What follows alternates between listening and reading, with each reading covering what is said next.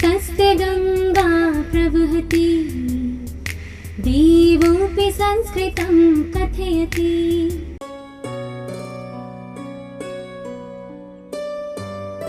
लोग को भी ले लीजिए, उन्हीं के लिए भगवान ने अभी और कुछ वचन कहे। क्या कहे? भगवान कहते हैं वो लोग कामात्मानः हैं। कामात्मा, कामात्मानौ, कामात्मानः, समझ गए? बहुवचनांत है और ये कामात्मानः प्रबदंत के साथ जुड़ रहा है। पीछे वाला श्लोक जो आप पढ़ करके आए हैं। और स्वर्ग पराह, विसर्ग का लोप हो गया। स्वर्ग पराह ये भी बहुवचनांत है। स्वर्ग पराह कह दिया भगवान ने। स्वर्ग में जो तत्पर है, स्वर्ग पाने के जो लालायित हैं, वो स्वर्ग पराह। आप समझिएगा इसको, स्वर्ग पराह। ये भगवान स्वर्ग पराह को अच्छा नहीं कह रहे हैं अर्जुन के लिए। स्वर्ग का मतलब क्या है? प्रेम भाई आप बताइए, व्हाट इज स्वर्ग? स्वर्ग में क्या है बताइए, क्या है स्वर्ग में? तो बताएं, कुछ तो बताएं, स्वर्ग में क्या है? हाँ, क्या नहीं है? जैसे निरंतर सुख और बहुत सारी सुविधाएं, अप्सराएं, नाच गाना।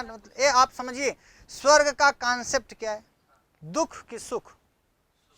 तो स्वर्ग पराह का मतलब सुख पराह बोल सकते हैं। तो जब स्वर्ग पराह कहते हैं भगवान, तो यहाँ स्वर्ग पराह, स्वर्ग का जो कॉन्सेप्ट आपके मन में बनाया गया, भगवान कहते हैं स्वर्ग पराह का मतलब क्या? जहाँ सुख ही सुख है, जहाँ दुख नहीं है, जहाँ हर तरह की सुविधाएं हैं, जहाँ पर नृत्यांगनाएं हैं, जहाँ पर आपके भोग की, ऐश्वर्य की, काम की सारी सामग्री उपलब्ध हो, दिस इज स्वर्ग। जो कॉन्सेप्ट आपके मन में बनता है, भगवान कहते हैं स्वर्ग पराह। क्या ए अर्जुन, जो वेदवाद रता कामात्माना फिर स्वर्ग पराह कहते हैं, यहाँ पर यदि आप गलत अर्थ ले लेंगे तो फिर दूसरी दिशा में चले जाएंगे। भगवान के वचन है, थोड़ा ध्यान से समझना पड़ेगा, क्योंकि बड़े लोगों के वचन भी, महान लोगों के वचन भी हम लोगों की क्षुद्र बुद्धि में आकर के हम लोग अपनी बुद्धि से उसका असर कर देते हैं। क्यों? तो भगवान कृष्ण वेद की निंदा करते हैं या स्वर्ग की निंदा करते हैं, ऐसा अर्थ आपको नहीं लेना है। भगवान कृष्ण इसलिए वेद की नहीं, वेदवाद की निंदा करते हैं। अब वेदवाद क्या है? ब्राह्मण होना बुरा नहीं है, ब्राह्मणवाद बुरा है, समझिएगा। यादव होना बुरा नहीं है भैया, यादववाद करना बुरा है। तो भगवान, बड़ी सुंदर सी बात भगवान कह रहे हैं कि आप ये देखिए, भगवान ने कहा जो वेदवाद रता हैं और जो स्वर्ग पराह हैं, जो कामात्मानः हैं, वो लोग पुष्पिताम वाचम बोलते हैं और वो सब अविपश्चित हैं, नासमझ हैं। स्वर्ग पराह का मतलब कि इस जीवन में आपको जो यह सिखाए कि स्वर्ग प्राप्ति के लिए काम किया जाए, अर्थात सुख प्राप्ति के लिए काम किया जाए, अर्थात आपका सारा काम ये हो कि आपको स्वर्ग मिले। तो स्वर्ग क्यों मिले? क्योंकि स्वर्ग सुख का एक बड़ा केंद्र है, एक बड़ा साधन है। तो भगवान ने कहा स्वर्ग पराह नहीं, मोक्ष पराह की बात होनी चाहिए, परमात्म पराह की बात होनी चाहिए। हम परमात्मा, इस शरीर को प्राप्त करके ईश्वर की प्राप्ति करें, परमात्मा की प्राप्ति करें, हम स्वर्ग की प्राप्ति करें कि मोक्ष प्राप्ति करें? पहले ये हाँ या ना में बताइए। हम ईश्वर को प्राप्त करने की बात करें कि हम सुख या आनंद को प्राप्त करने की बात करें? तो भगवान ने कहा पुष्पिताम वाचम वाले स्वर्ग पराह हैं। क्या है? स्वर्ग पराह। और मैं, भगवान कृष्ण ने कहा अपना कर्म करते रहो और अपना कर्म करते हुए इस जन्म और मृत्यु के बंधन से छूटना, ये मोक्ष पराह है, परमात्मा पराह है, एक भाषा में कहें तो भगवान स्वर्ग पराह लोगों को कामात्मानः के साथ लिख रहे हैं। कामात्मानः वेदवाद रताः, और वेदवाद रताः भी कहा, स्वर्ग पराह भी कहा, कामात्मानः भी कहा, और उन्हीं को अविपश्चितः कहा।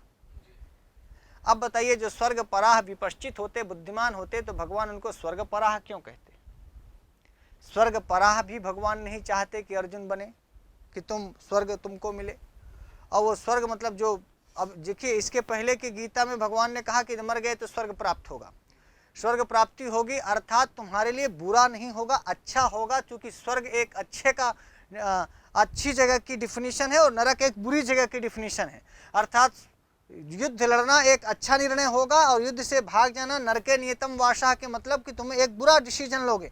तो स्वर्ग और नरक एक अच्छाई और बुराई के प्रतीक के रूप में भगवान कहते हैं कि तुम्हें यहाँ से भाग, युद्ध क्षेत्र से भाग जाना नरक की ओर जाने का मतलब होगा, यानी बुरे रास्ते की ओर, एक बुरा डिसीजन होगा। अब भगवान इस आगे के श्लोक में देखिए, वो सांख्य योग की बात कर रहे थे वहाँ। अब भगवान ने कहा हम तुम्हें निष्काम कर्म के माध्यम से समझाना चाहते हैं। तो भगवान ने अभी पिछले 2 श्लोकों के बाद से अपने समझाने का तरीका बदला है, एक मार्ग बदला है। आपने देखा होगा जब विद्यार्थी किसी चीज़ को नहीं समझता तो शिक्षक दूसरे उदाहरणों से समझाता है। भगवान अब निष्काम कर्म योग के माध्यम से अर्जुन को समझा रहे हैं। इसलिए भगवान ने कहा कि देखिए, जब निष्काम कर्म योग की बात आएगी तो वहाँ स्वर्ग भी तुच्छ हो जाता है, स्वर्ग भी छोटा हो जाता है। अभी यही भगवान कह रहे थे कि जित्वा वा भोक्ष्यसे महीम हतो वा प्राप्स्यसि स्वर्गम जित्वा वा भोक्ष्यसे महीम।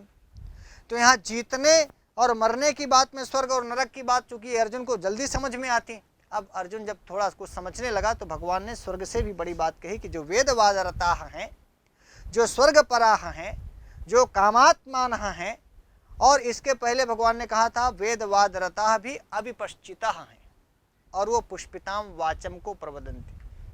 वो ऐसी वाणी बोलते हैं जो सुनने में तो आपको अच्छी लगती है, शोभायुक्त तो होती है, दिखाऊ भाषा है, देखने में वो सुंदर लगेगी लेकिन फलदायी भाषा नहीं है, उसका कोई परिणाम, उसका कोई अच्छा रिजल्ट नहीं आता है ना।